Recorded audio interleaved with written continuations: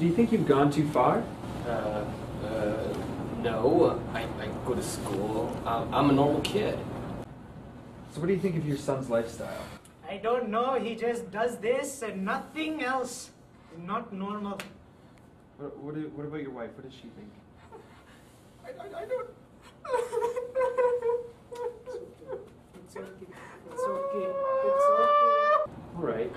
Well, I mean, you're only a 16-year-old kid. Do you think you're hurting anyone? What does your mother think? Well, what does my mom know? You know, she has a prestige 14 times in Black Ops. It's the first thing he does when he gets up and the last thing he does before he goes to bed. I mean, it's hard enough getting him to school. Do you know what he did last night? 2 a.m. He was doing the blasted thing. 2 a.m. when I got up for my milk. 16-year-old Lam Lam has spent the majority of his adolescent life devoted to one activity. You see, Lam Lam is a chronic video gamer. He spends his time poning noobs on Xbox Live and battling the horrendous Zergs on Battle.net. From all across the world, people are being taken in by its excitement. It affects all aspects of our life, from every basement and every school and every bathroom. The video game revolution began in 1958 with Tennis for Two. It exploded in 1972 with the advent of Pong.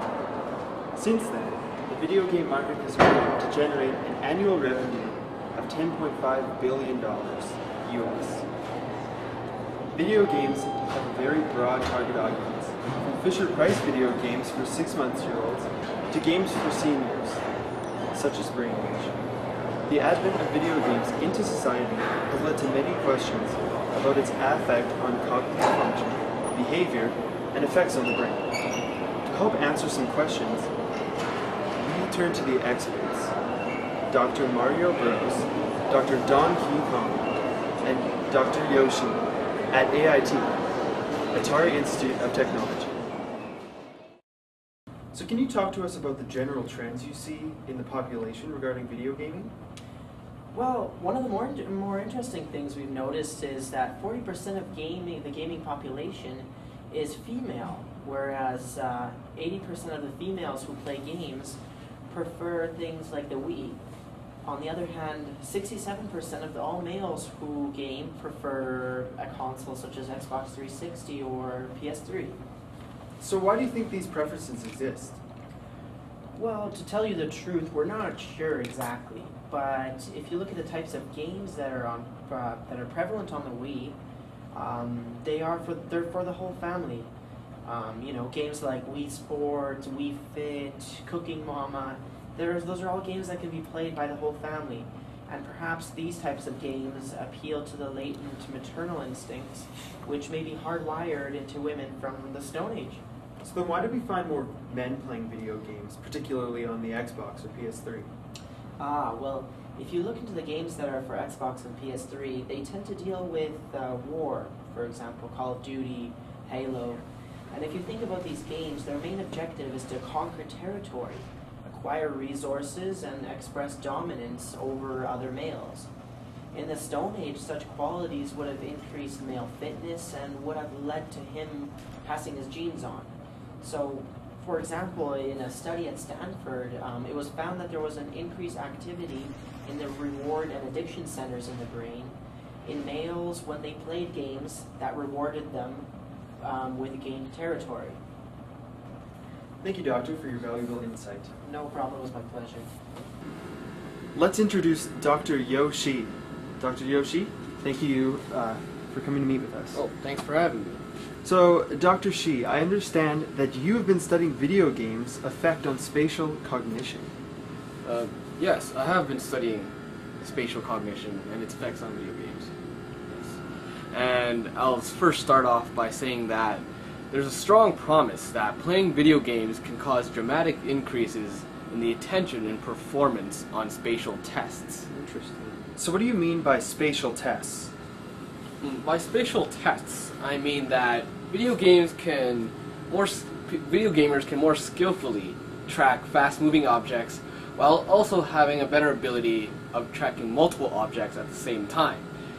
They also have a better ability for monitoring changes in objects. They can mentally rotate objects and even efficiently switch between multiple tasks while playing video games or any other tasks they do. Playing video games also appears to increase hand-eye coordination through changes in the cortical network that increase control and spatial attention. So, what are some of the research that your colleagues are currently researching? Well, a highly interesting study that has been done showed that if women play video games, it closes the disparity among visual spatial skills between men and women. Thank you, Dr. Yoshi. 60 Minutes has taken an in-depth look in the study mentioned by Dr. Shi. Scientists at the University of Toronto examined differences in spatial cognition between men and women. After 10 hours of playing an action-based video game, the difference in distribution of spatial attention between men and women was decreased, and all subjects realized substantial gains in spatial skills and mental rotation. But is it a good idea to let children play games that bring reward to their base Stone Age instincts? So, how do we define or categorize the violence that we see in video games? So I guess it depends on what we consider violent. I mean, when Super Mario Brothers came out, we thought that was very violent, and now you'll see most 6 or 7-year-olds playing, and we consider games like Dead Space or Grand Theft Auto violent. So I guess that's one thing to consider. If you look over here, has the increased violence desensitized people to violence in general? I mean, has our society changed what we consider violent, or is it just the progression of video games that's driving this influence? They became more and more violent, and honestly, if you look at the data, we're not quite sure where the cause and effect comes in. So I'm sure every parent wants to know, does playing video games have any negative effects in behavior and personality? So there does seem to be some controversy over the effect of violent video games. Most of our subjects respond in the short term to have a negative effect. They become much more aggressive, and when we do fMRI scans after they've played violent video games, there's a much more aggressive state shown by the MRI if you'll look at some of the pictures here. And I mean, there's also physiological effects associated with playing these games. There's an increased heart rate, increased blood pressure, and sometimes we even see an increase in nausea and dizziness. But one very neat thing is the participants that do play a lot of video games, they don't seem to have trouble distinguishing reality from the game. So they'll know when they're in reality or when they're in the virtual world. There doesn't seem to be much blurring of that line. Thank you, Dr. Khan. No worries, nice to meet you. So that brings us back to Lamb Lab. Is this habit of playing video games an addiction, or just an overuse of recreational activities? Well, we found that there are dramatic changes in the basic cortical networks which control complex visual tasks in individuals who extensively use video games compared to those who use them less or not at all. So these changes in the brain suggest that yes, video game addiction is very likely. And one of the things that have been found is the extensive use of video games produces changes in your anterior cingulate and your orbitofrontal cortex. And these changes are very similar to those that are experienced by people that undergo normal or more common addictions such as gambling. So what are some of the psychological or physical effects that you see manifest in those that you believe are addicted to video games? Well, a previous study has found that extensive users of video games are desensitized to high dopamine levels, and they respond less positively to rewards, and this may be due to successful raids in World of Warcraft or successful missions in Black Ops. I'm gonna get that boy off those computer games one way or another. Ah! Ah! Ooh! Ah! You know, a lot of things have been bothering me these days. You see, every time I try and visit my grandchildren, they're playing some type of Playbox or X Station. It's aggravating.